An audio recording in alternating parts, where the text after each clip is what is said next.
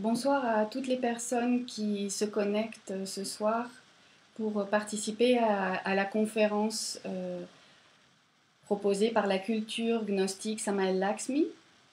Je vois déjà des salutations, donc j'aimerais saluer à mon tour Lorenzaccio, Arjuna, Margot, Stéphanie, Michele et certainement Anna qui ont laissé un message. Donc, bienvenue à cette conférence qui ce soir va traiter du féminin de Dieu, de l'éternel féminin, parce qu'aujourd'hui, comme dans toutes les époques que les humanités ont vécues, la femme a, comme on le voit sur la photo de cette publication, une mission à accomplir dans l'humanité, et cette mission, c'est justement d'apporter une lumière. Donc, effectivement, pourquoi on va dire que la femme a cette mission à accomplir? C'est parce que même quand on parle de la femme comme cette possibilité de création, c'est-à-dire une mère, il y a une expression en espagnol, lorsqu'une femme va donner naissance à un enfant, on dit que ella va a dar luz, va a dar a luz, c'est-à-dire qu'elle va apporter une créature qui sort d'un espace obscur, elle va apporter cette créature vers la lumière. Donc ça, déjà c'est un aspect de la femme au niveau de sa capacité à créer la vie, à participer à cette création de la vie, c'est-à-dire à être la médiatrice de la création, mais elle a aussi cette mission spirituellement parlant. Alors après, on va revoir la photo de cette publication parce qu'elle a beaucoup d'informations à nous apporter. Et nous allons voir que cette photo nous propose trois termes différents. Quand on parle de l'éternel féminin, cette photo nous propose déjà le mot femme.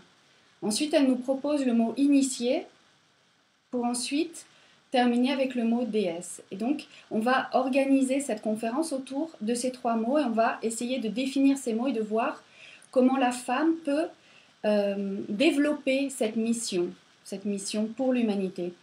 Donc, quand on parle effectivement de la femme, nous pouvons déjà déterminer qu'il existe 4 catégories de missions que la femme peut accomplir pour le bénéfice de l'humanité.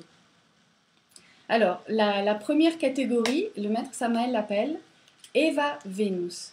Donc, il s'agit de la femme, et on va le voir tout de suite à travers cette carte du tarot égyptien que nous utilisons dans la Gnosis. Cette carte, vous la voyez, elle est en allemand et elle est aussi traduite en français. Nous allons, dans un futur proche aussi, proposer un cours sur le tarot. Bon, maintenant, nous allons nous concentrer sur la photo de la carte 6 du tarot égyptien. Donc, on voit un homme qui est partagé entre son désir et son aspiration spirituelle. Donc, il y a 2 femmes qui se présentent à lui. La femme que vous voyez à la gauche de l'homme en regardant cette carte, c'est une prêtresse, on le voit par son habit et on le voit aussi par ses ornements. Et elle veut attirer l'attention de cet homme qui se dirige vers elle parce qu'on voit que ses pas se dirigent vers cette prêtresse, mais la tête de l'homme est tournée vers une femme qui montre des attributs physiques pour attiser le désir de cet homme. Donc il s'agit, dans ce cas, cette femme qui se trouve à droite, de ce que nous appelons Eva Venus. Donc l'homme a la tête tournée vers cette femme, parce que justement ce sont ses sens qui sont attirés vers cette femme, le sens de la vue, mais aussi peut-être son mental, n'est-ce pas, toutes on va dire, les désirs de cet homme qui vont commencer déjà par l'imagination, ce qu'il pourrait réaliser avec cette femme. Donc, en haut de cette carte, il y a un personnage qui va pointer une flèche vers cette femme qui attise le désir de cet homme, parce que la mission de la femme sur la terre, elle a beaucoup à voir avec ce que nous connaissons dans différentes civilisations, dans différentes traditions, avec la sortie du paradis. Donc la femme est amenée à aider l'homme à retrouver un âge d'or. Et pour retrouver un âge d'or, cet homme doit savoir combiner sagement l'amour qu'il ressent pour la femme vers une supération, vers un accomplissement spirituel. Donc cet archer qui pointe une flèche vers cette femme à droite, il pointe une flèche vers la passion, parce que on va dire que l'aspiration, l'objectif de l'homme sur cette terre, c'est revenir à cet état perdu, à ce paradis perdu. Et ça, c'est ce que peut lui proposer la prêtresse. Donc, on a vu déjà ce premier aspect d'Eva Vénus, qui va être plutôt une femme qui va développer dans sa vie et autour d'elle, on va dire, plutôt quelque chose de très passionnel, hein, quelque chose qui va plutôt avoir quelque chose à voir avec la passion, avec l'accomplissement d'une passion, le fait de rencontrer un homme simplement pour assouvir des désirs et pas plus que ça. Donc, il est vrai que la femme, quel est l'objectif, la mission de la femme dans sa vie et aussi ce qu'elle doit partager avec son entourage, c'est la félicité, le bonheur. Donc une femme, ce qu'elle veut au départ, c'est pouvoir partager ce bonheur, apporter du bonheur et surtout le partager avec son entourage. Donc Eva Vénus, elle va essayer de partager cette joie, hein, cette passion, à un niveau très instinctif. On va passer à une autre définition maintenant, un autre stade ou une autre mission de la femme que nous appelons Vénus-Eva, hein, dans la Gnosis. Et là, j'aimerais vous parler d'un personnage, d'un initié qui s'est appelé Zanoni. Et donc, il s'agit de l'histoire romancée de cet initié qui va découvrir la formule pour obtenir ce qu'on appelle la jeunesse éternelle, c'est-à-dire l'élixir de longue vie. Donc c'est un initié qui a travaillé dans l'alchimie et les personnes qui connaissent un peu de l'alchimie vont me comprendre, hein. On va pas, on va dire, approfondir sur ce thème, mais simplement voir que c'est une personne qui s'est développée spirituellement et qui à un moment donné a voulu aider l'humanité et partager ses connaissances. Donc vous voyez ici l'auteur, hein, de cette histoire, de ce roman. Donc encore une fois, il s'agit d'un initié, mais cette histoire a été romancée. Donc cet initié, au cours de ses voyages, et là il s'agit d'un moment très précis de son histoire, puisqu'il s'agit du moment de la Révolution française, a rencontré une jeune femme. Et cette jeune femme, elle avait, si vous voulez, une âme particulière. C'est quelque chose que Zanoni pouvait détecter chez cette jeune femme. Et donc il a voulu l'aider. Il a voulu l'aider à supérer des moments difficiles de sa vie, puisqu'elle est devenue jeune. Hein, c'était déjà une jeune femme, une jeune fille, plutôt une jeune fille. Elle a perdu ses parents et elle était à la merci de personnes, si vous voulez, qui l'auraient détournée de sa voix. D'ailleurs, c'est intéressant de dire sa voix parce qu'elle était chanteuse d'opéra. Mais en tout cas, qui aurait pu la dépraver, qui aurait pu l'éloigner de son développement spirituel. Zanoni, quand il l'a rencontrée, il a voulu l'aider. Mais pourquoi on parle de la catégorie dans ce cas de Vénus-Eva? C'est parce que c'est une femme aussi qui voulait partager le bonheur de l'existence, mais pas à un niveau instinctif comme l'Eva-Vénus, sinon dans le fait de partager sa vie avec un homme, de créer un foyer, de pouvoir cristalliser l'amour qu'elle éprouve pour un homme sous la forme d'un enfant. Et donc ça, Zanoni, c'est quelque chose à laquelle il avait renoncé pour obtenir un éveil spirituel plus profond, plus élevé. Et il va décider de renoncer à ses découvertes, de renoncer à ce niveau spirituel pour aider cette âme. Donc ça, c'est son choix. C'est un libre arbitre. C'est quelque chose qu'il a réfléchi, qu'il a mûrement réfléchi. Il a aussi demandé un conseil à un autre initié. Un initié qui a essayé de l'en dissuader parce qu'il était déjà arrivé à un niveau tellement avancé. Mais bon, Zanoni a préféré aider cette personne. Et il a perdu tous ses pouvoirs. Et ça, tous les pouvoirs acquis. Et ça, on va le voir à travers ce roman. Donc, pour aider cette âme, cette jeune femme. Donc ça, c'est ce que je voulais préciser. C'est cette catégorie de mission qu'a une femme, c'est-à-dire fonder un foyer. Cette jeune femme n'a pas eu la démarche spirituelle de Zanoni. Zanoni lui avait proposé de lui enseigner les possibilités de l'éveil spirituel, de la conquête de certains pouvoirs occultes, etc. Mais elle n'était pas du tout intéressée par ça. Je vous laisse lire le roman et vous verrez comment tout cela se termine. Donc on va... Expliquer un peu. Ah, donc on m'invite à expliquer un petit peu. Oui, parce que c'est un final tragique quand même. Oui, alors donc le final est assez tragique. Donc Zanoni, en voulant aider cette jeune femme, bon, donc ils ont fondé une famille, ils ont eu un enfant. Et Zanoni savait déjà que la fin de cette histoire n'allait pas être heureuse, puisqu'il avait aussi la possibilité de le voir et de recevoir des conseils. Mais c'était l'époque de la Révolution française et cet initié a perdu ce corps immortel qu'il avait conquis parce qu'il a été décapité.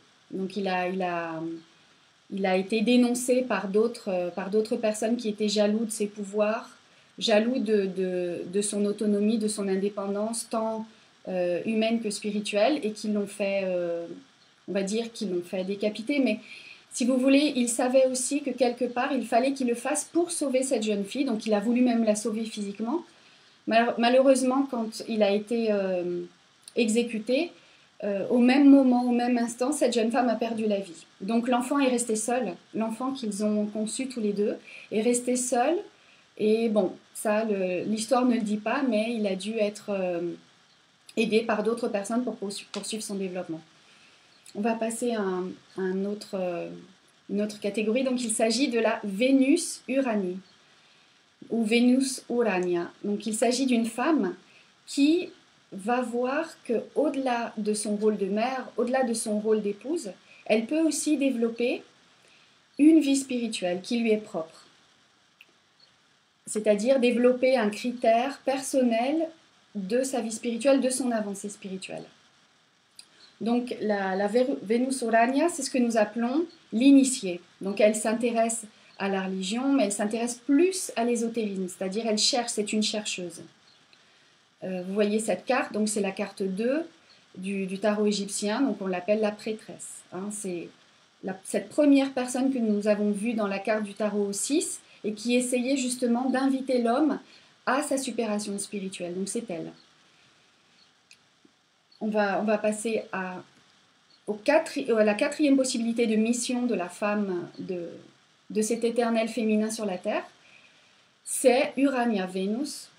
Donc c'est réellement là, quand cette femme passe à ce niveau spirituel, elle est devenue un maître de la vie, c'est-à-dire elle est devenue un maître spirituel. Donc elle peut elle-même diriger sa vie spirituelle, diriger sa vie physique, elle a le contrôle de ce qu'elle fait, de ce qu'elle dit, de ses expériences internes. Et en plus de cela, elle va enseigner à l'humanité. D'accord ? Dans le cas précédent, Vénus Urania, c'était une personne qui était plus centrée sur son développement spirituel. D'accord ? Elle devait faire ses propres expériences, se découvrir et découvrir son aspect divin. Et dans cet aspect supérieur, Urania-Vénus, c'est une personne qui, en devenant un maître de sagesse, va partager et va aider d'autres personnes à éveiller la conscience. Ok. Donc on va passer maintenant à... On va voir maintenant donc, des cas de femmes qui, dans l'histoire plus ou moins proche, nous ont invités à parcourir ce sentier spirituel. Donc on va remonter là au IVe siècle. Il s'agit d'Hypatie. Donc il s'agit d'une initiée, d'une femme qui était philosophe, mais elle était aussi mathématicienne. Elle vivait à Alexandrie. Et elle était enseignante, elle était aussi astronome. C'est une femme qui a inventé des instruments de mesure dans l'astronomie, mais aussi des méthodes mathématiques. Et elle travaillait en compagnie de son père. C'était l'époque du Sérapéum d'Alexandrie, donc il y avait encore des temples à l'époque, qu'on appelle aujourd'hui païens, puisqu'ils ne faisaient pas partie de la chrétienté. Mais le Sérapéum, c'était aussi un endroit où Hypatie travaillait avec son père, où il gardait des manuscrits. D'ailleurs, on voit sur cette magnifique peinture, Hypatie a dans la main un manuscrit qu'elle semble conserver précieusement d'ailleurs. Donc c'était une femme sage, c'était une femme qui enseignait et il conservait donc des manuscrits dans le Sérapéum, des manuscrits qui appartenaient à, je crois, la bibliothèque d'Alexandrie. Donc elle enseignait. Elle enseignait plusieurs matières, puisque c'était une femme de lettres et c'était une femme de sciences. Et il y avait à l'époque un conflit entre les personnes qui adoraient des dieux du polythéisme et les chrétiens. Malgré ces conflits, elle était une femme, une enseignante qui était tolérante et elle avait parmi ses élèves des chrétiens. Donc ce serait peut-être trop vous expliquer tout ce qu'elle a fait pour la philosophie néoplatonicienne, vous expliquer les découvertes qu'elle a fait, les avancées qu'elle a proposées en astronomie, en mathématiques. Mais ce que je peux vous dire, c'est qu'elle dérangeait.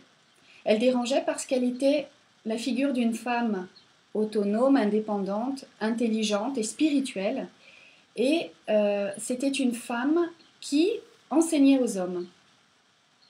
Et c'était quelque chose qui était mal vu par la chrétienté, puisque là on est passé justement, ça c'est très intéressant, des enseignements et des religions polythéistes où la femme avait sa place. Et la femme avait sa place en tant que déesse, l'éternel féminin en tant que déesse, mais aussi en tant que prêtresse. C'était des femmes qui participaient au culte religieux, c'était des femmes qui faisaient partie de la vie sociale, spirituelle. Et là on est passé, au moment où Hypatie vivait, à des cultes monothéistes où la femme a été mise de côté, où la femme n'avait plus cette possibilité de s'exprimer, de participer au culte religieux. Elle est devenue plutôt un symbole de quelque chose de dangereux, de méchant, les femmes dans les cultes monothéistes. Exactement, elle était un danger pour l'homme, exactement, dans le sens où non, il pensait, attention, oui, tu as raison, il disait qu'elle était un danger pour l'homme puisqu'elle entraînait l'homme à sa perte. Et ça, donc elle représentait tout cela. Elle représentait ce danger du féminin qui peut corrompre, mais en fait, elle était complètement le contraire. Elle ouvrait l'esprit, elle enseignait, elle partageait son enthousiasme par rapport aux sciences, et c'était une femme qui aussi dérangeait parce qu'elle voulait conserver sa virginité. Et ça, cette pureté qu'elle exprimait, elle était unanimement reconnue. C'est pour ça aussi qu'elle dérangeait.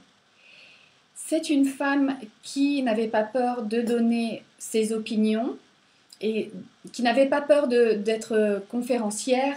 Elle donnait des conférences publiques, elle donnait des conférences aussi au niveau de son école, enfin de l'école où elle enseignait. Mais un jour, des chrétiens ont comploté contre elle et ont éliminé cette image qui tellement les gênait, qui allait à l'encontre du pouvoir qu'il voulait instaurer en Égypte. Je pense même que c'était l'énerver, le fait qu'elle montrait avec sa vie, avec sa sagesse, le contraire de ça que cette religieuse proposait au peuple. Parce que l'idée que le monothéisme a plutôt... brimé l'image de la femme. Oui, c'est brimer l'image de la femme comme quelque chose d'inférieur. Et quand elle voyait que cette femme avait une ascendance, une sagesse, et comment elle pourrait expliquer ça? Ouais, parce que à l'époque, les femmes, donc, dans cette chrétienté ou même dans le judaïsme à l'époque, les femmes étaient plutôt reléguées à leur foyer. On a déjà vu que c'était aussi une mission de la femme, parce que ça aussi, il s'agit de cette sainte prédestination, le fait d'offrir un corps physique à une âme qui va et qui va avoir une existence sur la terre. Mais elle proposait quelque chose de spirituellement supérieur, c'est-à-dire de pouvoir montrer qu'une femme avait aussi une autre mission, celle de guider, de guider aussi des hommes, de les accompagner dans leur développement aussi intellectuel et aussi dans le développement de connaître la création, de savoir comment étaient agencées les planètes, de découvrir le mystère des mathématiques. C'était une femme qui représentait tout ça et ça gênait ces hommes qui pensaient que la femme devait être reléguée à quelque chose de plus, de plus restreint. Plus limité à la matière, par exemple. Exactement, exactement. C'est comme tu as dit, par exemple, qui est dans l'époque grecque, plusieurs influences positives dans les héros en Grèce, c'était les déesses, c'était Athéna, c'était Héra, c'était Artémis, qui jouaient aussi un rôle super important. Exactement. En donnant des dons et des sagesses à l'humanité. Exactement. Alors elle-même, c'était une femme humble, mais elle avait un ascendant. Elle avait un ascendant sur les âmes. Donc seulement, comme elle dérangeait, elle a subi donc un assaut, un complot. Et cette jeune femme, elle était jeune quand elle est décédée, a été déchiquetée par ces chrétiens. Elle a été, ses membres ont été coupés, traînés dans la rue et brûlés ensuite. Donc c'est quelque chose, il voulait effacer toute trace de cette femme, que personne ne puisse lui rendre hommage. Et ça, on va le revoir après avec un autre exemple de femme qui a marqué l'histoire. On va passer à une autre photo justement, maintenant. Donc il s'agit, là vous la reconnaîtrez, je ne vais pas trop m'étendre non plus sur le personnage de Jeanne d'Arc, mais c'est une femme qui a eu une mission à remplir. Donc depuis très jeune, c'est une femme qui s'est impliquée pour libérer la France du joug de l'Angleterre. Donc elle avait une mission politique, pratiquement puisqu'elle a permis le couronnement d'un roi, même si après elle a été trahie, malgré toutes les démarches qu'elle a faites pour instaurer une royauté en France, l'instaurer de manière forte. Mais cette femme, elle avait une mission spirituelle, puisqu'elle était guidée, elle-même le disait, par l'archange Michael, Sainte Catherine d'Alexandrie et Sainte Marguerite. Donc, elle avait une ascendance aussi sur les armées, puisqu'elle a pu convaincre des hommes de la suivre et de libérer des villes françaises de l'armée anglaise. Donc elle a lutté aux côtés de ces hommes, et ensuite elle a dû souffrir un procès et une exécution. Alors c'est très intéressant, ça pourrait aussi donner lieu à directement une conférence seulement sur cette personne. Elle est devenue la patronne de France, elle a été désignée comme hérétique, mais ensuite le procès a été refait, on a pris en considération ce qu'elle a fait pour la France et on a enlevé cette appellation d'hérétique et elle est devenue la patronne de France. Donc elle était initiée, c'est une femme qui a écouté les conseils, les avis des anges, d'un archange, pour savoir mener une campagne. C'est une initiée parce que le maître Samuel aussi nous explique qu'elle a un corps immortel.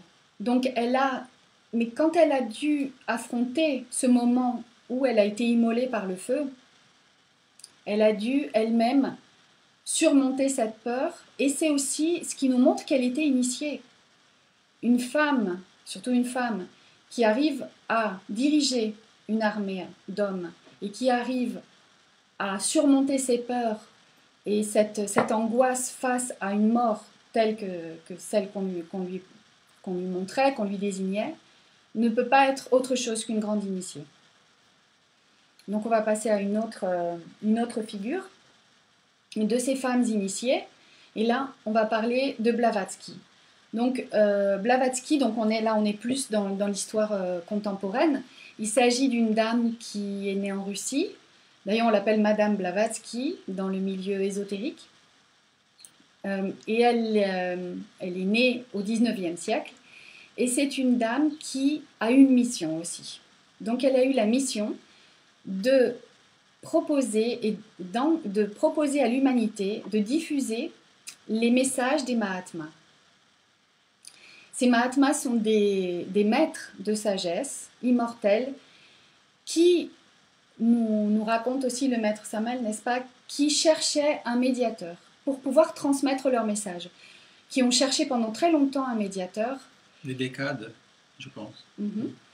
Et donc, pourquoi? Parce que il fallait trouver une personne qui, en recevant ces messages, n'allait pas les adultérer. Il n'allait pas les modifier.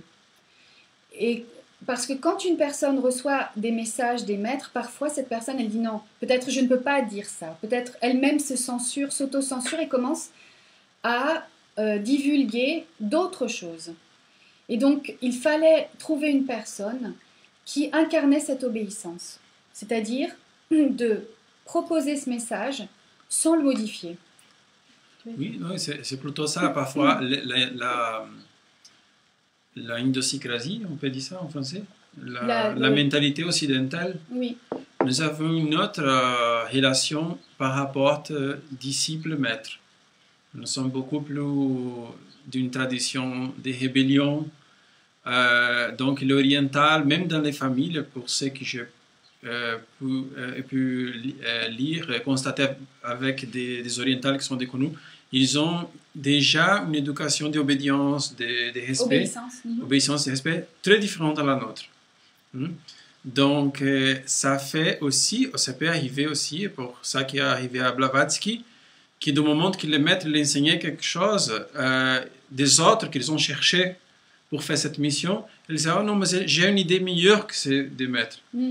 Donc, il changeait les stratégies, il changeait les plans que la loge blanche avait. Donc, j'ai écouté le maître Michael dire qu'ils ont pris des décades pour trouver une personne avec les qualités que Blavatsky avait pour accomplir cette mission. Exactement. Humaine et spirituelle, parce que ce sont deux choses. Donc, il fallait déjà qu'elle ait certaines qualités pour pouvoir jouer ce rôle de médiatrice.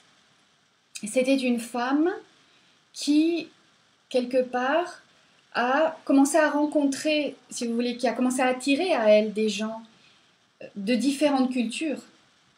Donc, quand une personne commence justement à acquérir certaines vertus, à se développer spirituellement, elle attire à elle des personnes qui sont en adéquation avec ça, en harmonie, qui vibrent en harmonie avec elle.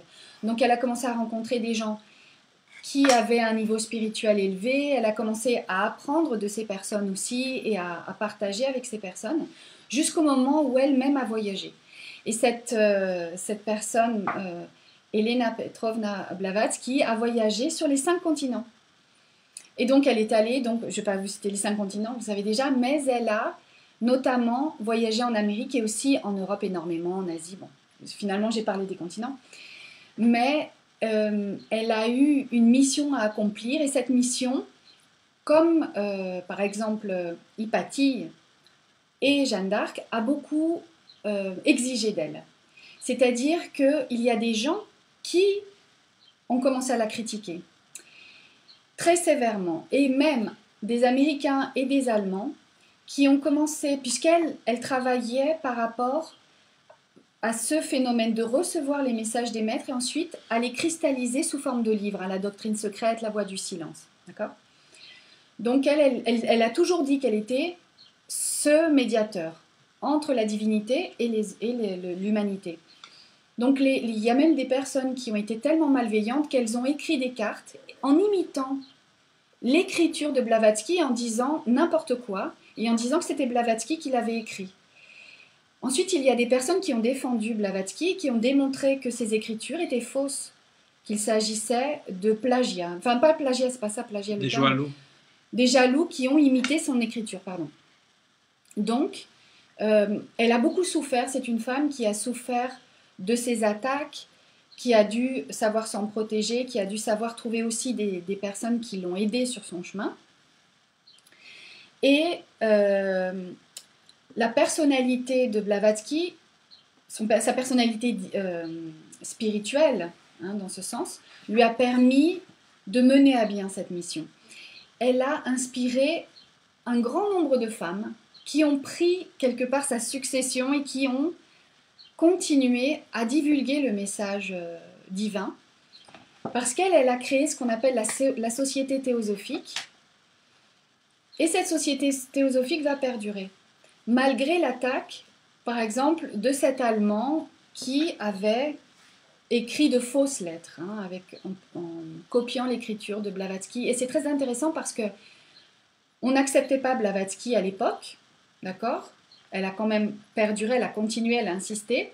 Et en Allemagne, un autre maître a émergé de tout ça, c'est Rudolf Steiner. Et Rudolf Steiner a créé l'anthroposophie. Et c'est aussi une personne initiée dans les mystères. Et cette fois, cette personne a été plus acceptée. Pourquoi elle a été plus acceptée?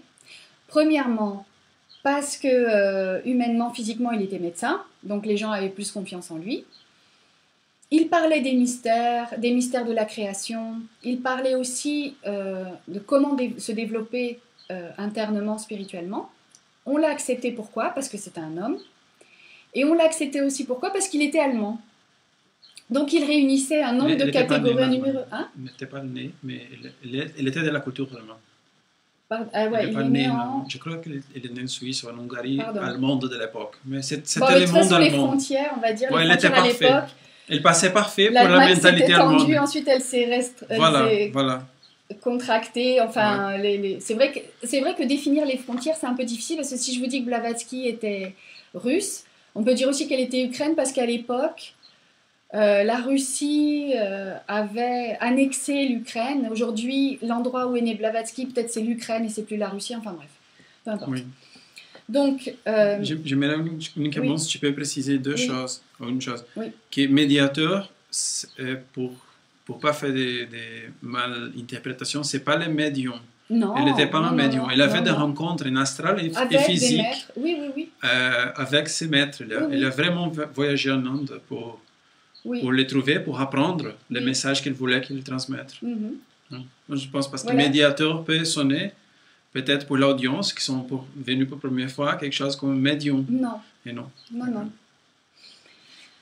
Donc, elle a gardé, si vous voulez, elle a laissé cette image de martyr. Autre chose que j'aurais aimé partager avec vous, c'est qu'elle a laissé une jolie phrase que je voudrais vous citer maintenant, pour justement inciter les gens à comprendre les mystères de la création et à pouvoir les réaliser en eux-mêmes. Et quand on parle de martyr, regardez, même une femme plus proche de nous qui travaille pour l'humanité et qui montre par ses efforts, qui démontre par les faits qu'elle travaille de manière désintéressée pour l'humanité et qu'elle fait de grandes choses, elle va être critiquée de toute façon. Regardez Mère Teresa, par exemple, pour citer un autre exemple. Donc je vais vous lire cette phrase de Blavatsky qui me semble très intéressante. Cet enthousiasme qu'elle nous communique aussi pour arriver à progresser spirituellement et à pouvoir aider l'humanité, elle dit. Si vous ne pouvez pas être un soleil, soyez au moins une étoile, une humble planète.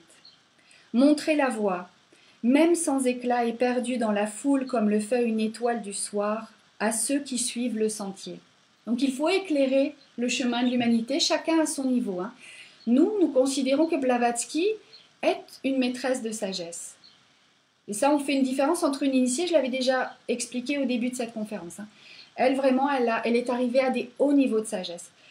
Même si son enseignement a pu être à certains moments réactualisé et voir qu'il y avait quand même des choses à reconsidérer, son enseignement a une valeur énorme pour l'humanité.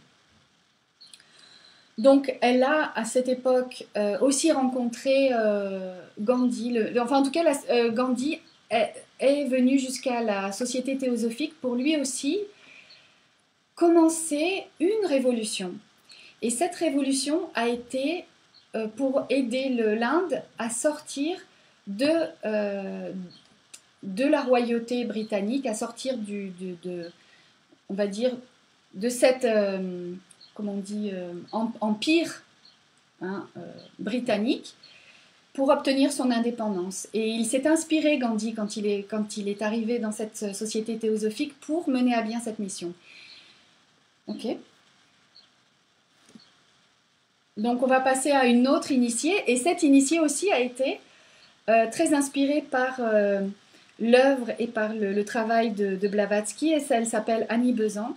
Et c'est une initiée qui est née en Angleterre, aussi au 19e siècle, la moitié du 19e siècle.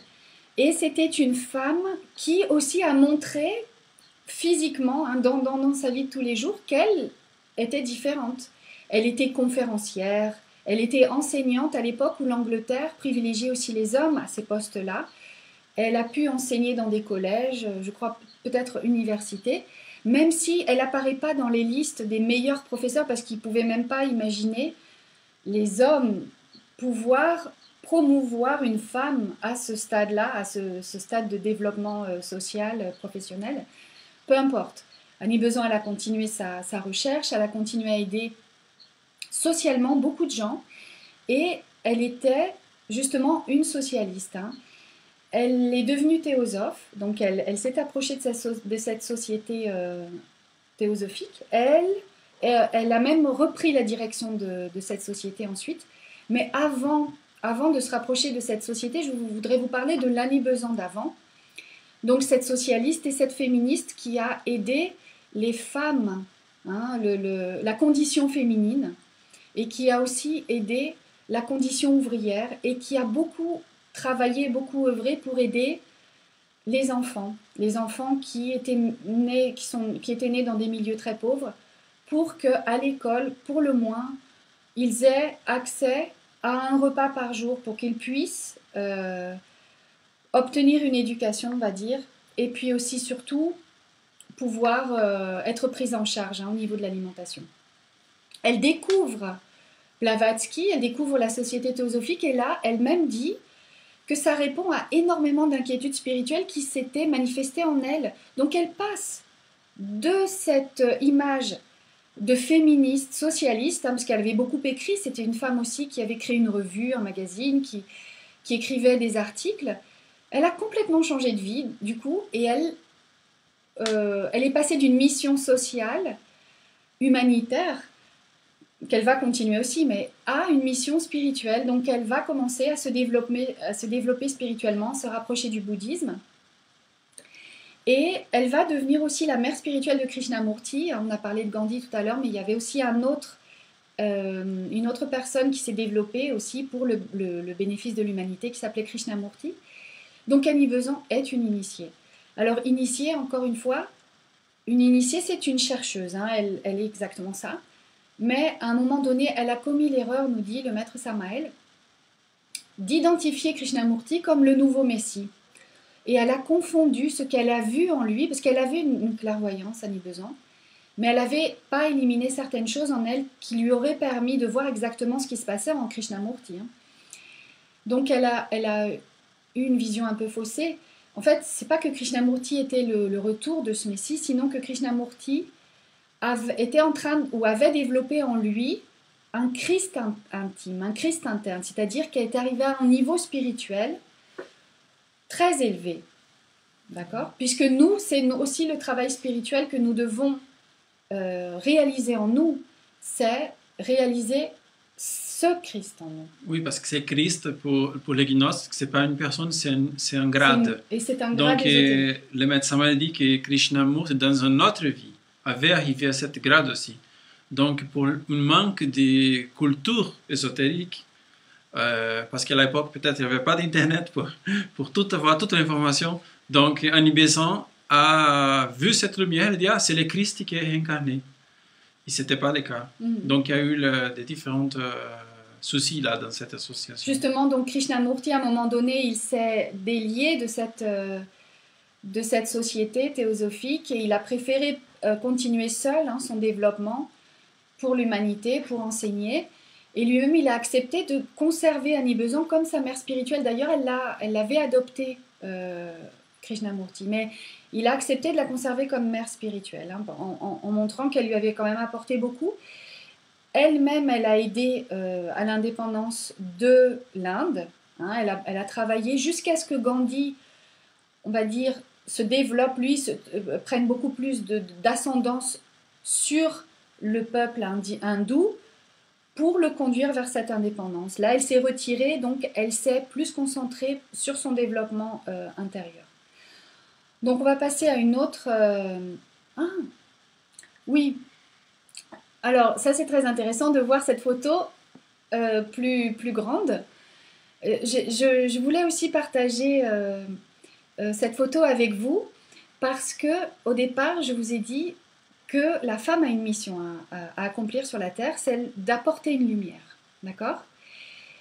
C'est une affiche qui est écrite en néerlandais. Donc, c'est une affiche qui montre... J'aimerais tellement pouvoir interagir avec vous, parce que c'est un peu bizarre de parler à une caméra, mais si je vous posais la question, qu'est-ce qu'elle vous inspire, cette photo? Est-ce que quelqu'un peut me répondre comme ça, immédiatement? Est-ce qu'il y a une possibilité de réponse parmi les personnes qui sont en train de regarder cette conférence? Qu'est-ce que vous voyez dans cette photo? Qu'est-ce qu'elle vous inspire? Qui est cette femme? Il n'y a pas de réponse. Pas de réponse. Pas encore. Et ça prend un peu de temps pour qu'il puisse recevoir. Alors, il y a un décalage. Il y a un délai. Ok, donc on va un peu décrire un peu cette affiche, peu importe. On va décrire cette affiche. Alors, il s'agit d'une femme qui a un habit... Lorenzaccio a dit, répondu. L'hermine. L'hermine. Oui. Est-ce que Lorenzaccio, est-ce que tu peux préciser? L'hermite. L'hermite. Comme l'hermite c'est très vrai. L'arcano 9. Oui, c'est très vrai. C'est très vrai. Oui, ça ressemble. Hein. Elle-même, elle est accompagnée de sa propre lumière. Et elle peut donc éclairer son chemin et le chemin des autres. Hein. C'est ce qu'on avait vu tout à l'heure avec cette phrase de Blavatsky. Être une étoile ou un soleil. Margot a dit intuition, maître de sagesse, la lumière de Dieu qui soit entrée dans le corps. Oui, elle transporte cette lumière, cette lumière, elle lui est propre, oui, et elle a une mission, hein, une mission divine, et elle-même, elle est partie de cette mission divine. Lorenzaccio a dit encore les sceaux hermétiques. Le sceau hermétique, oui. Et Philippe oui, parce que le sceau hermétique, il faut conserver cette lumière. Il a dit avec interrogation, c'est la Isis, c'est la mère du monde. C'est très bien. Et Emmanuel dit la lumière qui frappe à la porte. Oui. C'est formidable, merci de participer activement. Vous allez être étonné avec la réponse. Mais merci de participer activement parce que c'est exactement ce qu'on voit sur cette affiche. C'est une personne qui a une lumière en elle, une énergie, et le sceau hermétique, c'est très intéressant parce que malgré tous les événements de la vie, malgré tout ce qui peut arriver autour de nous, cette lumière, nous devons la conserver, elle ne doit pas s'éteindre, et c'est très intéressant. Merci beaucoup Lorenzaccio aussi. Tu me répéteras ce qu'a dit Emmanuel. Il a 42. Ah. Oh, attends, jusqu'au... Parce que cette lumière qu'elle apporte, ce sceau hermétique, c'est aussi quelque chose qui est cité dans les évangiles. Hein, ces femmes qui se déplacent avec cette lumière, ces lampes oui. qui doivent être perpétuellement allumées, hein, ne pas laisser se consommer l'huile, ne pas laisser éteindre la flamme. Et à l'époque, justement, des grandes prêtresses, la mission de la prêtresse, c'était de conserver, allumer cette flamme, mais il ne fallait jamais que cette flamme s'éteigne. Il fallait que le temple soit toujours baigné dans cette lumière divine, ce feu qu'il ne fallait jamais laisser s'éteindre. Tu veux que je le traduise? L'affiche? Non. Il y avait d'autres... Oui. Lorenzaccio a dit, c'est les voilées d'Isis pour la cape. Oui. Et Lucianel a dit, il va ouvrir une porte et apporte de la lumière dans un endroit sombre. Exactement. Arjuna a dit, porteur de lumière, et Chantal a dit, elle porte de la lumière. Voilà. C'est une porteuse de lumière et c'est très intéressant parce que vous savez qui porte la lumière. Qui porte la lumière? Qui s'appelle le porteur de lumière? C'est le phosphore. Mais le phosphore, je l'avais déjà expliqué dans une autre conférence qui n'est plus en ce moment disponible. C'est le site d'Orion. Oui, c'est la conférence qui portait sur Orion. Le phosphore, celui qui porte la lumière, c'est aussi est-ce que je peux le dire? Le porteur... Non, hein, je vois... Prométhéo. Prométhéo. Allez, on va dire Prométhéo. Alors, c'est très intéressant. Merci beaucoup pour vos partages. Il y a une toute dernière qui dit, bon, Lorenzaccio, les feux éternels. Et Philippe dit, alors je me suis trompé, c'est plutôt Hestia, la déesse du Oui, foyer. Hestia, c'est exactement elle. C'est elle, mais si vous voulez, toutes les déesses ont quelque chose à voir avec le feu et la femme a quelque chose à voir avec le feu, hein, puisque c'est elle qui entretient le foyer, la femme entretient le foyer. Le foyer, c'est le feu, c'est ce feu qu'elle entretient dans sa maison, c'est Hestia, exactement. Exactement. J'ai pas fait la traduction. Non. Ah. Tu veux faire la traduction? Non, fais la traduction. Non, j'aimerais. Vas-y, Fernand, Non, fais-le. dis-le. Non, vas-y, vas-y. Alors, dans le côté supérieur de cette affiche, il dit pour les droits de vote pour les femmes. Exactement. Et en bas, il dit j'apporte une nouvelle lumière. Exactement. Donc, ils ont utilisé l'image d'une prêtresse qui apporte une lumière pour proposer le droit de vote aux femmes. Alors, et c'est exactement ce que le parcours d'Annie Besant, qui avait œuvré pour les suffragettes, hein, pour que les femmes puissent commencer à voter, justement apporter cette lumière au monde, apporter l'opinion des femmes. C'est intéressant parce qu'on va voir qu'au fur et à mesure du développement politique, social de la société, cette lumière que la femme a voulu apporter, qui au départ était très spirituelle, au départ l'était parce qu'elle voulait améliorer, la femme elle veut améliorer le quotidien, la femme elle veut apporter du bonheur, elle veut apporter de la joie, elle veut que les choses se passent bien, ça c'est la mission de la femme. Hein. Eh bien ça a été galvaudé, ça a été dévoyé. Excusez-moi si je vais vous choquer par mes propos, mais une femme aujourd'hui en politique, elle a beaucoup perdu de sa féminité et souvent elle veut œuvrer pour son propre bien, œuvrer pour le bien d'un parti au détriment d'une population, au détriment d'une nation. Je ne vais pas citer de nom, mais vous le savez déjà. Si vous vous intéressez un peu à tout ça, vous le verrez. Vous le verrez. On imagine, il y a des femmes qui sont maintenant aujourd'hui à la tête de peuples, de nations, mais elles briment beaucoup la population et parfois elles utilisent leur partie féminine pour faire accepter des lois qui vont opprimer quelque part. Donc, ça serait bien, ça serait tellement joli de voir, ou tellement inspirant, ça serait une super belle inspiration de voir qu'une femme, quand elle arrive à ce poste pour guider une nation, qu'elle puisse le faire vraiment pour le bien de l'humanité. Bon. Je peux dire une chose? Oui. Non, parce que je vais dire une chose de la perspective, on va dire, de la loi et de la politique. C'est qu'il y a une grande différence entre revitaliser, comme on dit, mettre en vie le respect et l'amour à la femme ou à l'éternel féminin, comme il y avait dans les anciennes cultures, hein, quand il y avait des déesses, à faire des lois pour que nous sommes obligés à respecter une chose que nous ne savons même pas pourquoi. Et peut-être que c'est une façon même fausse de dire que nous sommes arrivés dans cette époque à l'égalité, parce que c'est une égalité forcée.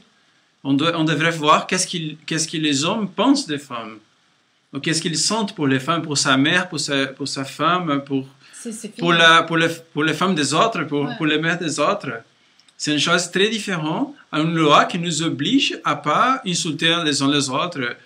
Je ne sais pas si c'est compréhensible ce que je vais dire. Oui. Donc, ce que tu as dit, je trouve tellement important de réfléchir maintenant qu'on ne peut pas rester dans un niveau, comme Annie Besant a fait, il s'est rendu compte qu'elle ne devrait pas rester dans ce niveau uniquement social-politique.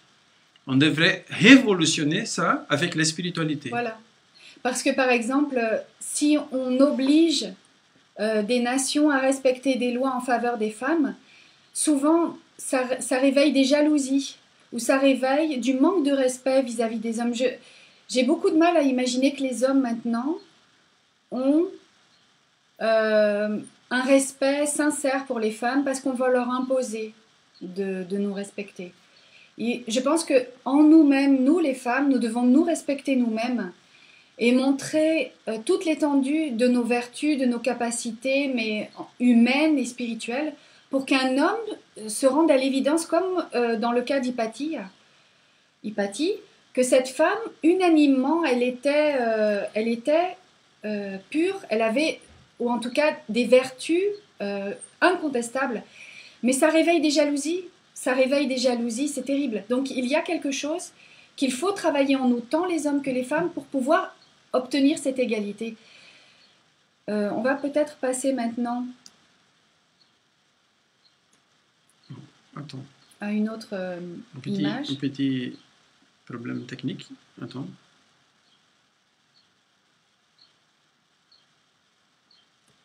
Voilà. Oui. Alors, il s'agit d'une autre initiée, et encore anglaise. Donc, elle est née à la fin du 19e siècle. Et donc, elle s'appelle Dion Fortune. Mais ça, c'est un nom qu'elle-même, elle s'est donné. Elle s'appelait Violette. Hein. Bon, peu importe le nom de famille, mais elle a choisi ce pseudonyme parce que c'était une devise de la famille. La devise de la famille était Deo non fortuna. Ce qui veut dire que ce que nous obtenons, c'est parce que Dieu nous le donne. Et c'est pas la fortune qui nous le donne, dans le sens, c'est pas la chance. Sinon que c'est nous qui travaillons pour obtenir des mérites, pour que ensuite nous puissions voir que nous recevons une récompense divine. Donc, elle aussi s'est approchée de la société théosophique, hein, comme Annie Besant l'a fait. Cette société théosophique a été créée donc, par Blavatsky. Et elle s'en est approchée quand elle était très jeune. Et auparavant, elle-même avait étudié la psychologie. Et elle a travaillé dans le domaine aussi de la psychologie. Et elle est passée par différentes structures hein, qui s'intéressent donc à l'ésotérisme pour arriver à ce qu'on appelle The Fraternity of Inner Light. Donc c'est quelque chose qu'elle-même elle a fondé.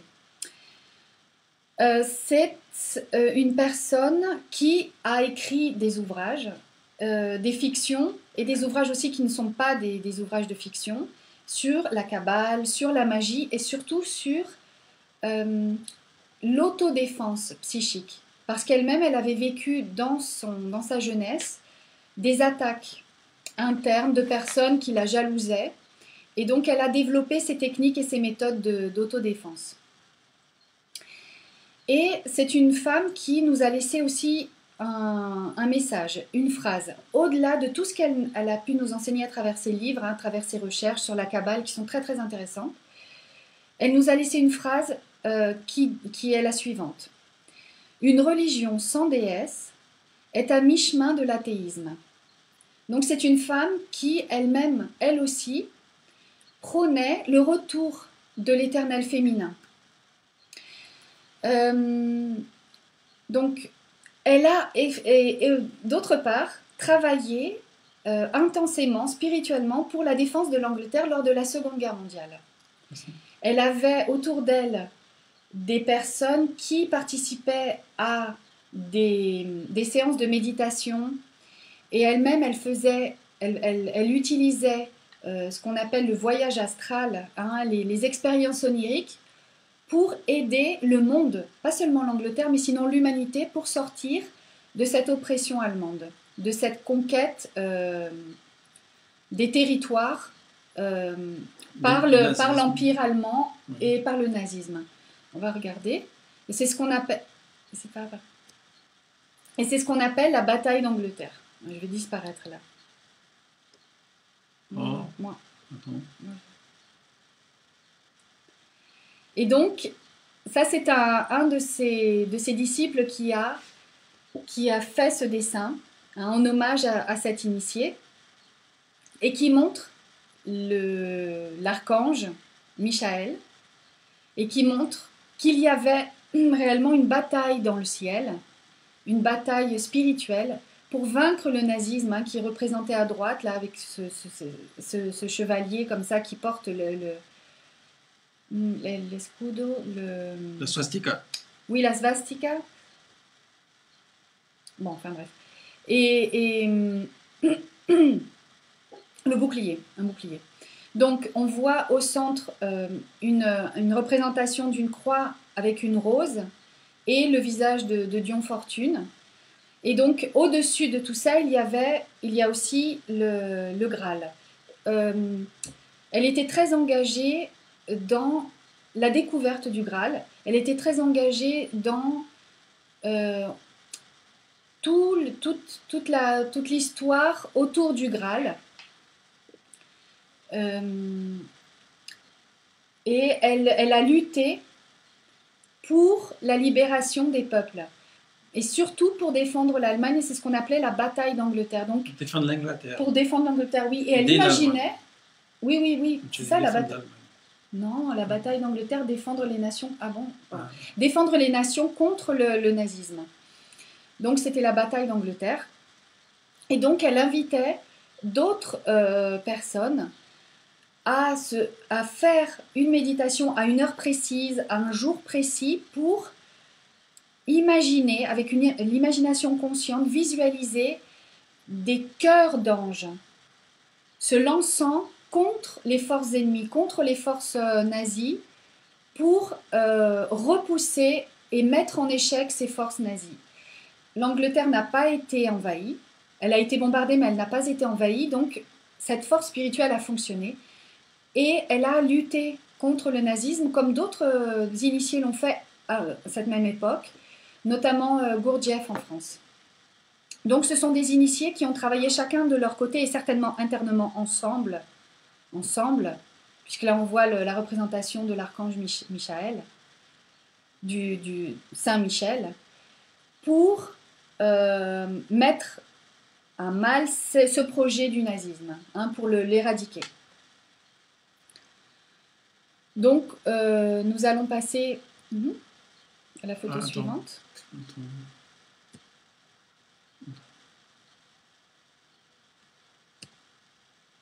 À une autre initiée, Alexandra David-Néel. Et cette initiée, donc, elle est née en France. Belge. Ok. Et elle a... Donc, elle est née à la fin toute fin du 19e siècle. Et elle a étudié aussi Blavatsky, très jeune, à 18 ans. Et à 21 ans, elle s'est convertie au bouddhisme. Donc, elle est la première femme occidentale à être entrée à Lhasa. Elle a rencontré le Dalai Lama de l'époque, le 13e Dalai Lama. Elle est française. Oui, je sais, elle est française. Excusez-moi. C'est pas grave. Et elle, pour parvenir à cette mission qu'elle avait, cette mission, je vais vous dire tout de suite quelle était sa mission, elle a dû se déguiser en homme pour pouvoir entrer au Tibet, en lama directement, elle se déguisait pour pouvoir approcher le Dalai Lama et Lhasa, la cité interdite aux étrangers. Donc, quelle était la mission d'Alexandra David-Néel ? Cette initiée, elle a eu la mission de diffuser le bouddhisme ésotérique au monde entier. Donc, elle a écrit énormément de livres pour rendre accessible cet enseignement aux Occidentaux. Elle a aussi donné des témoignages puisqu'elle a vécu avec ces gens pendant plusieurs années, avec les Tibétains. Elle a donné ces témoignages de ce qu'est la magie blanche, de ce qu'est la magie noire, de personnes qui avaient développé en eux certaines techniques. Fernando pourra en parler dans d'autres conférences. Oui, parce qu'il a vu énormément on pourrait dire en termes occidentaux, des miracles, des phénomènes qui surpassent n'importe quelle loi physique. Exactement. Il a vu et il l'a vécu. Mais il y a eu une caractéristique très spéciale. Si on lit Alexandra David-Néel, je ne sais pas si tu veux le raconter. Oui, vas-y. C'est que quand elle écrit les livres, elle raconte tout ça et en même temps, elle laisse planer. Voilà, comme qu'elle n'était pas convaincue. Ouais, elle laisse planer une espèce de scepticisme par rapport à tout ça. Mais c'était une stratégie. Parce que pour faire admettre le bouddhisme et pour que les Occidentaux s'intéressent au bouddhisme, à cette sagesse ésotérique, il fallait donner la possibilité aux gens de pouvoir en douter quelque part, de ne pas accepter tout comme quelque chose d'offert comme ça, comme au tout venant. Il fallait laisser la possibilité aux gens de pouvoir remettre en question Oui, parce que certaines choses. si elle leur a dit, ah, j'ai vu quelqu'un comment on dit, voilà, qui vole, ah, c'est fantastique. Les gens occidentaux auraient dit, ah, mais cette femme, elle est fou. Ils auraient peut-être même pas publié ses livres. Donc, de la façon comme elle écrit, les gens disent, ah, c'est intéressant, je dois chercher encore. Hein? Exactement.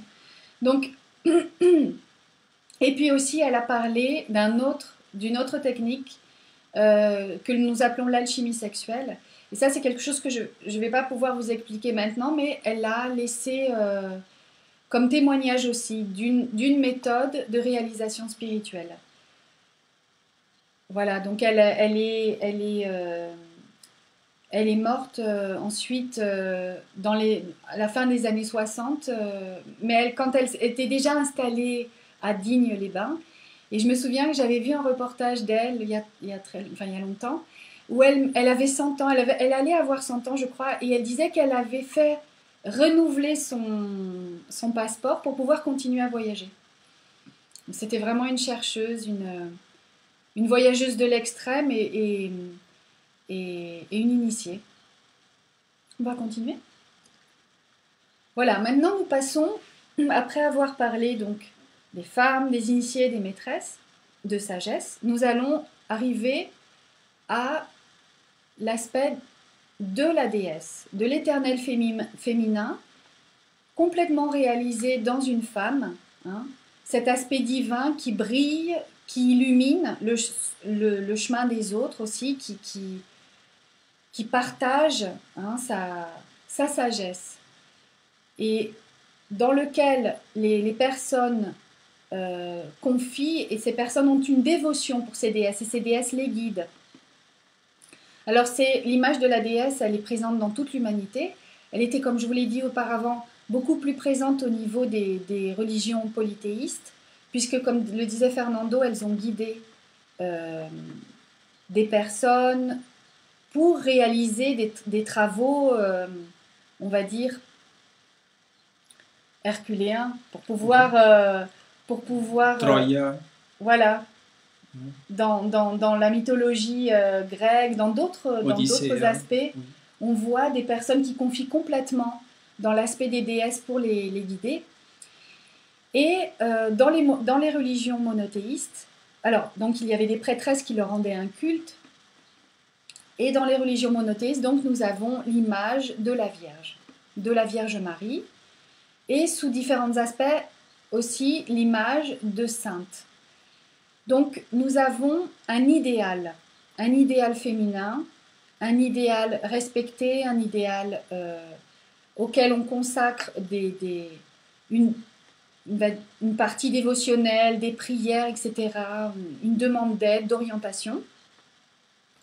Et donc on voit ici représenté, par exemple, Diane, Artémis, Athéna, la Vierge Marie et la Sainte Sophie. Donc, quand une femme travaille spirituellement et arrive à ce niveau de s'intégrer totalement avec l'aspect divin, l'aspect de l'éternel féminin en elle, c'est exactement ce que nous montre Hagia Sophia, c'est-à-dire elle arrive à exprimer sa propre sagesse. Donc c'est une femme qui est passée par différents niveaux, différentes étapes, et elle a éveillé en elle cette déesse, d'accord ? C'est la conquête de la déesse en elle-même, de l'aspect divin, qu'elle arrive à exprimer dans son quotidien pour son bénéfice, pour le bénéfice aussi de l'humanité. Donc c'est un niveau très très élevé de développement spirituel. Et pratiquement, dans d'autres humanités, les déesses et les dieux avaient un corps physique. C'est-à-dire que l'humanité évoluait au milieu des dieux et des déesses, l'humanité n'était pas à ce niveau-là, mais s'inspirait de ces personnes qui arrivaient pardon, à les guider, à les orienter. Les dieux et les déesses, à un moment donné, n'ont plus pris un corps physique, n'ont plus été présents au milieu de l'humanité, parce que l'humanité passe par différentes étapes, passe par différents âges, hein, ce qu'on appelle l'âge d'or, l'âge d'argent, l'âge de bronze et l'âge de fer. Dans l'âge d'or, les dieux et les déesses sont présents physiquement, hein, et peuvent donner directement leurs enseignements. Dans l'âge d'argent, c'est déjà plus compliqué. Et puis, peu à peu, l'humanité perd cette dévotion, perd cette approche sincère et directe vers la divinité. Et donc, même les dieux eux-mêmes se retirent du milieu de l'humanité. C'est le Ragnarok, c'est ces moments où l'humanité est laissée seule, au moment où l'humanité doit elle-même trouver son chemin par de nombreux efforts. Et là, à un moment donné, oui, les dieux, les déesses vont guider l'humanité. Et à certains moments donnés, même vont prendre un corps physique pour aider l'humanité qui veut vivre cette révolution spirituelle.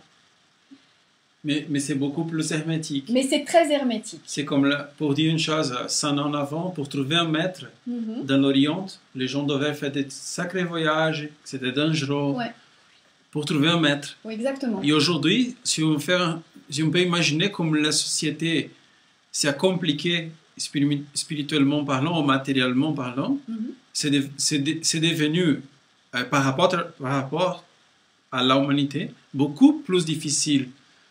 Parce que la distance spirituelle, c'est trop énorme entre un maître, un Dieu, et nous. Donc, on doit faire des mérites pour que le maître nous cherche. Exactement. Et on dit que quand le disciple est prêt, le maître se présente. Oui. Hein. Le maître Michael disait que c'est le maître qui cherche le disciple. Ce n'est pas le disciple qui cherche le maître. La recherche du disciple, c'est pour montrer les mérites. Mais c'est le maître qui va le trouver. Pourquoi? Parce que le maître est éveillé et le disciple est plutôt endormi.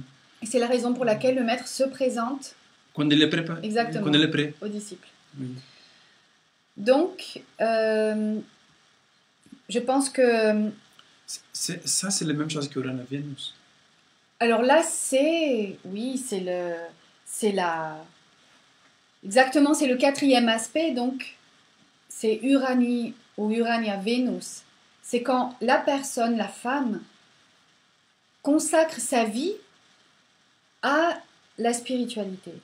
Elle a une vie, elle a un quotidien, etc. Mais elle veut obtenir et conquérir les qualités, les vertus divines qui lui sont, on va dire, qu'elle reconnaît, hein, qu'on lui enseigne, mais qu'elle va faire corps en elle, qui vont devenir sa chair et son sang, qui vont s'incarner en elle. Ok. Attention à nouveau. Ok. Un petit problème technique. Voilà. Donc pour ce qui nous concerne, la conférence est terminée et nous aimerions vous inviter maintenant à vous inscrire pour le cours d'introduction à la gnosis, mais parce que les choses vont changer. Maintenant, le cours va être totalement clos. Pas clos dans le sens il va continuer, mais il va être pour les personnes qui réellement s'intéressent à la gnosis, et on ne va plus publier les conférences d'introduction à la gnosis sur Facebook. Donc, on va vous proposer un autre support. Fernando, tu peux nous expliquer? Alors, peut-être qu'on va faire une qu'autre fois des conférences publiques, oui. Mais les cours que nous sommes en train de développer, qui maintenant est dans la leçon 6e, on va continuer dans une salle de conférences, des meetings, c'est une plateforme de Google, et dans une plateforme qui s'appelle Classroom, c'est aussi de Google. Alors, On va faire une vidéo et un PDF avec toutes les indications. On va publier ça pendant cette semaine pour ceux qui veulent continuer avec les cours d'une façon ordonnée puissent s'inscrire. C'est gratuit. Je vais dire que ça, nous ne le faisons pas pour d'argent, c'est gratuit, mais il doit avoir comment dire, une responsabilité didactique. Une assiduité. Oui, ça veut dire de notre part, on va faire le meilleur pour donner le cours. Et pour la part des assistants, vous devez étudier les cours, participer, étudier. On va voir même des questionnaires chaque leçon pour voir qu'est-ce qui a été clair, qu'est-ce qu'on doit encore répéter. Donc, elle va être bien organisée, mais pour ça, on a besoin d'une autre plateforme qui nous permet de faire ça, c'est Classroom. Pour pouvoir interagir. Oui, donc, ce que nous espérons de vous intéresser, c'est de nous envoyer un email, là, de dire votre nom, votre prénom, si vous voulez, au moins un prénom, et les lieux où vous vivez pour que nous avons une référence où sont les participants. Et donc, on va vous envoyer une invitation. Et peut-être on va publier aussi une autre façon de le faire plus direct. Et après, dans cette plateforme de Classroom, ça semble compliqué, mais ce n'est pas compliqué. Nous allons arriver à le faire. Dans cette plateforme, vous aurez aussi l'information de comment entrer dans les salons de conférences virtuels. Qui là va être possible aussi d'interagir, de parler, de poser des questions d'une façon plus directe et que nous imaginons un peu plus proche de ce que ça passe dans une salle de conférence réelle. Là, vous pouvez trouver notre email, c'est francegnosis@gmail.com. Et là, bon, ça c'est un peu un résumé de comment va fonctionner. On va avoir des conférences, on va avoir des PDF, c'est le résumé de la conférence pour l'étudier. C'est un texte qui va synthétiser les plus importantes des conférences. Et un questionnaire. Bon, comme on a dit, c'est pas pour donner des notes, mais plutôt pour savoir les niveaux des compréhensions qu'il y a eu chacun des participants et pour nous aider aussi pour savoir qu'est-ce qu'on doit répéter, qu'est-ce qu'on doit approfondir, les intérêts aussi. Expliquer. Voilà. En fait, c'est un support pédagogique. Voilà. Et bon, j'aurais quelques commentaires en question, je ne sais pas. Je ne vais pas tout lire, mais il y a quelques-uns. Je ne sais pas s'il y a des questions vraiment. C'est possible de répéter brièvement les 4 aspects. Les 4 aspects, oui. Alors, je vous invite à revoir la conférence, mais on va voir. Le premier aspect, c'est Eva Vénus. Peut-être on peut revenir sur les photos. Eva Vénus. Donc, c'est l'aspect qui nous montre, d'un côté, cette Ève Vénus qui va avoir comme mission, comme objectif dans la vie, d'apporter du bonheur. À l'homme, c'est-à-dire à son entourage, à sa famille.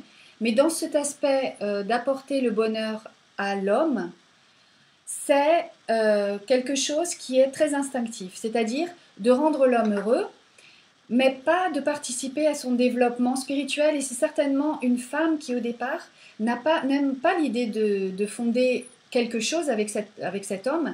C'est plutôt la pleine expansion de vivre ses désirs, c'est-à-dire simplement se baser sur un désir physique, sans attachement, sans responsabilité. Ça, c'est l'Eva Vénus. Une aluma, c'est parti.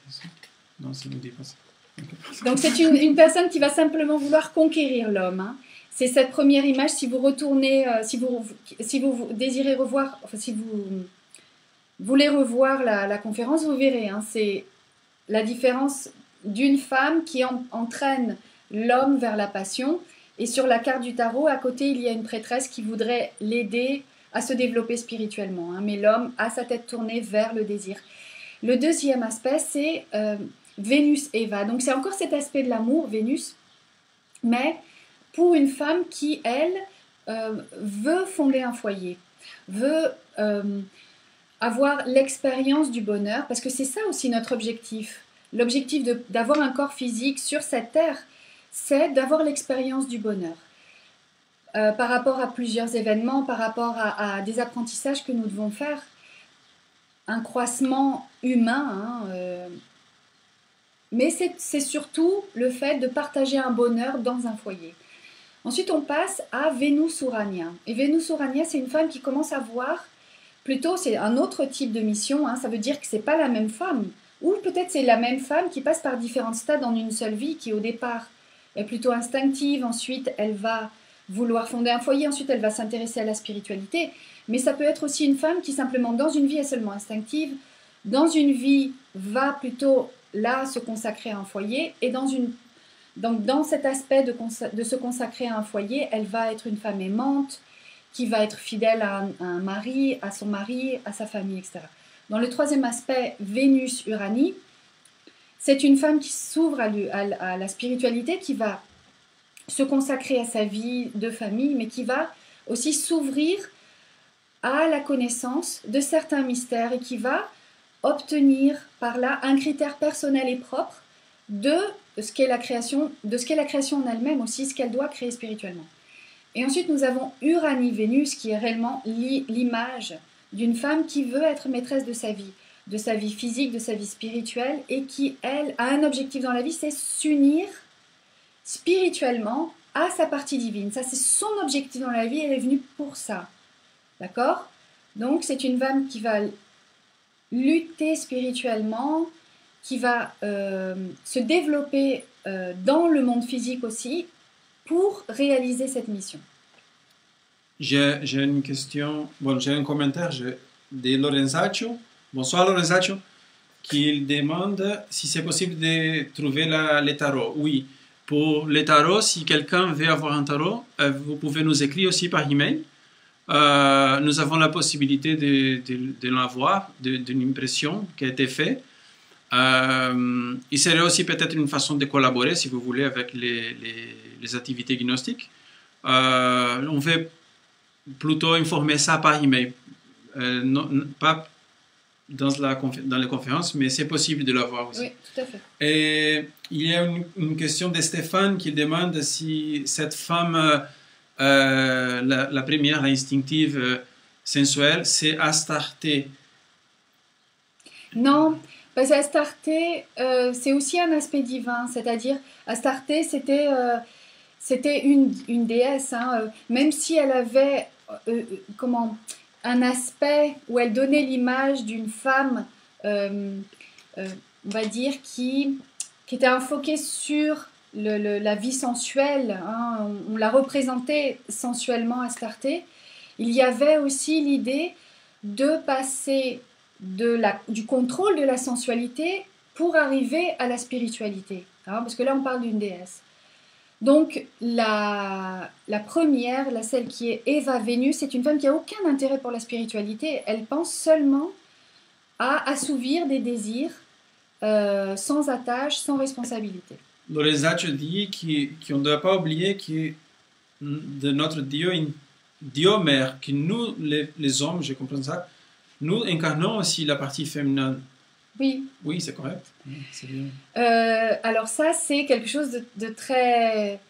Déjà, quand un homme arrive à incarner cette partie féminine en lui, parce que il a une dévotion aussi pour canaliser ses propres énergies, pour demander de l'aide à cet éternel féminin en lui, il va se rendre compte qu'elle est de grande aide, cet éternel féminin en lui, parce que c'est le pouvoir supérieur au mental qui va nous permettre d'analyser, de comprendre des processus en nous pour pouvoir nous défaire de choses dont on n'a pas besoin, dont on n'a plus besoin et qui entravent notre progrès spirituel. Et ce pouvoir igné, même Blavatsky elle en parlait, ce pouvoir igné, c'est la femme, c'est cette femme qui porte cette flamme qu'il ne faut pas laisser éteindre. Bon, je pense qu'il y a plusieurs commentaires. Remercions. Bon, on remercie aussi l'audience. Nous vous remercions pour votre participation, en espérant que nous pourrons nous rencontrer aussi au sein de ce cours d'introduction à la gnosis de manière plus interactive. C'est beaucoup plus intéressant, hein, cette interaction. Merci beaucoup. Nous vous souhaitons une bonne soirée et aussi un bon développement dans vos pratiques pour atteindre l'éveil de votre conscience.